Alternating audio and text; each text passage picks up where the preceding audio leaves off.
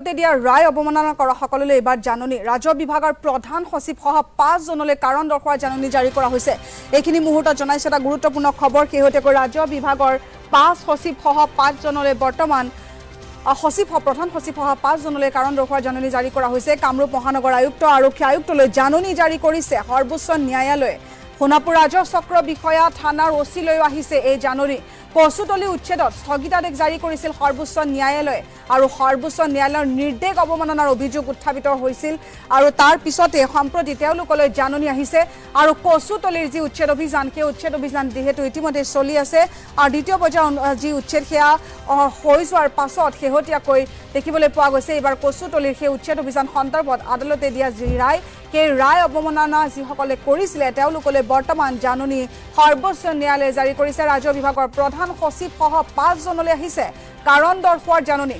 কামৰূপ মহানগৰ আয়ুক্তৰ লগতে আৰক্ষী আয়ুক্তলৈ জাননী প্ৰেৰণ কৰিছে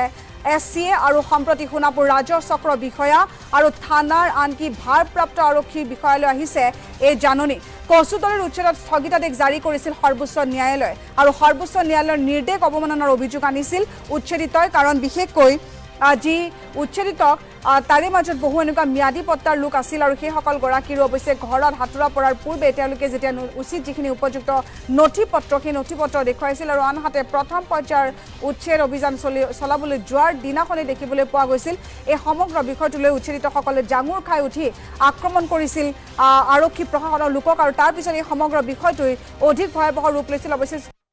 স্পৰ্শকাতৰ হৈ পৰিছিল আৰু যাৰ বাবে সমৰ সজ্জাৰে সাজু হৈ পৰৱৰ্তী সময়ছোৱাত সেই উচ্ছেদ চলিছিল। কিন্তু শেহতীয়াকৈ দেখিবলৈ পোৱা গৈছে কচুতলি সন্দৰ্ভত আদালতে দিয়া যি ৰায় আছিল সেই ৰায়ক অৱমাননা কৰাৰ বাবে এইবাৰ ৰাজ্য বিভাগৰ প্ৰধান সচিব সহ 5 জনলৈ কাৰণ দৰ্শোৱাৰ জাননী জাৰি কৰিছে সৰ্বোচ্চ ন্যায়ালয়ে। এই সন্দৰ্ভত আমাক কিছু তথ্য জনাব যিহেতু আমাৰ সৈতে জ্যেষ্ঠ সাংবাদিক উপস্থিত আছে মাধৱ দাস।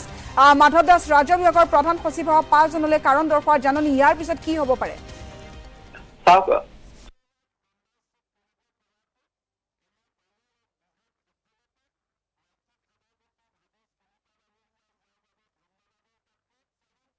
দুটা গোচৰ চলি আছে। এটা হৈছে বিগত সময়ত বিজেপি চৰকাৰখনে বিভিন্ন ৰাজ্যত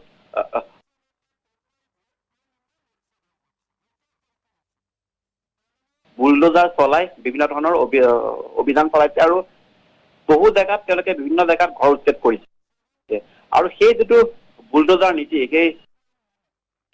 বুলডোজাৰ নীতিৰ বিৰুদ্ধে দেশৰ সৰ্বোচ্চ ন্যায়ালয়ে বৰ্তমান ষ্টে দি ৰাখিছে। তাৰ লগতে গুৱাহাটী উচ্চ ন্যায়ালয়ত এখন PIL আছিল আৰু সেই PILখন মূলতঃ যিসমূহ ট্ৰাইবেল বেল এলেকাত থকা যিসমূহ লোক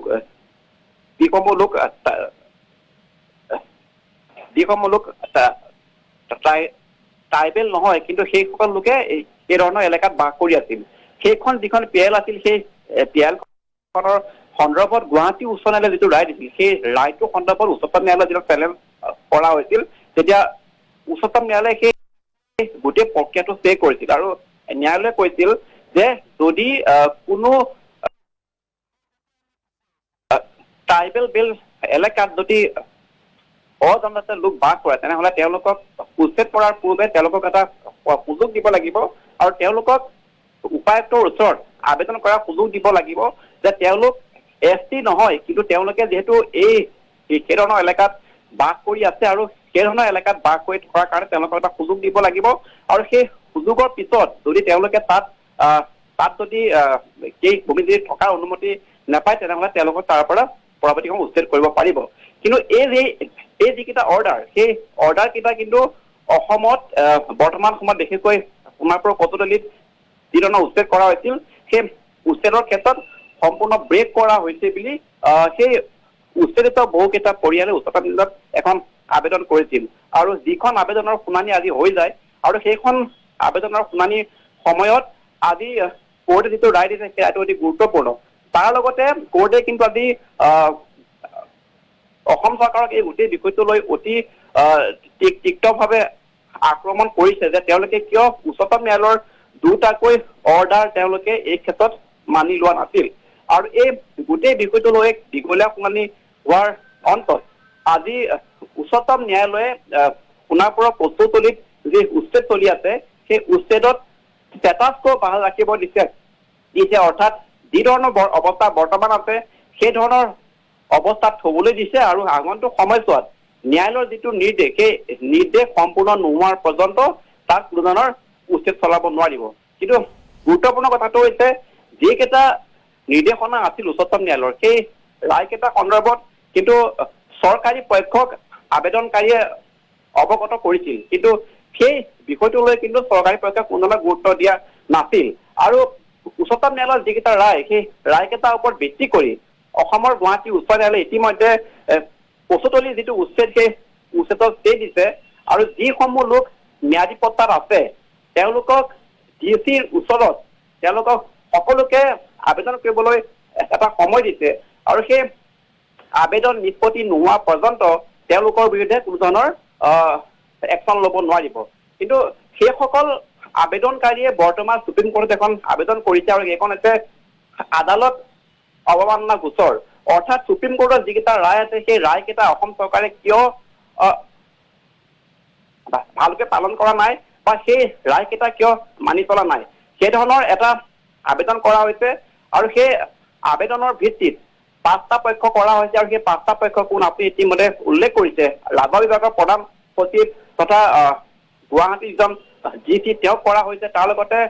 মহানগৰ আৰক্ষী আয়ুক্তকো এই গোচৰত পক্ষ কৰা হৈছে আৰু আজি সুপ্ৰিম কোৰ্টে এই গোটেইকেইটা পক্ষলৈ